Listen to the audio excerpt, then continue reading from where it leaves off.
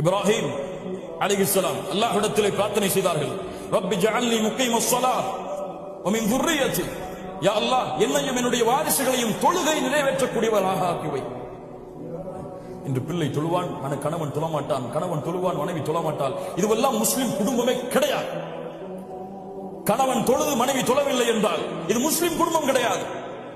வேண்டும் என்று கணவன் தொழுகையை விட்டால் அவன் காஃபிர். லா இலாஹ இல்லல்லாஹ், அல்லாஹ் பாதுகாப்பானாக. வேண்டும் என்று விட்டால், மறதிகளை தவறுகளை விட்டால் அவர் அது பாவம், அது தௌபாவின் மூலமாக நிறைவேற்றப்பட வேண்டும். தொழுகை இல்லாத கணவர்கள் இந்த தொழுகையுடைய மனைவிகளுக்கு கொடுக்கப்பட்டிருக்கிறது பெற்றோர்களால்.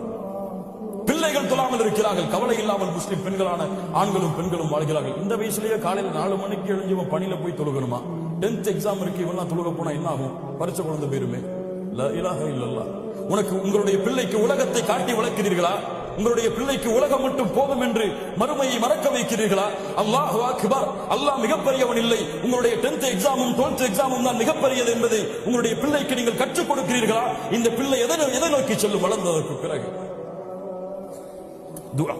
துஆ செய்யுங்கள் உங்களுடைய குடும்பத்திற்காக. யா அய்யுஹல்லதீன ஆமனூ, ஈமான் கொண்டவர்களே, கூ அன்ஃபுஸக்கும் வ அஹ்லீக்கும் நார், உங்களையும் உங்கள் குடும்பத்தார்களையும் ஈமான் கொண்டவர்களே நரக நெருப்பிலிருந்து பாதுகாருங்கள்.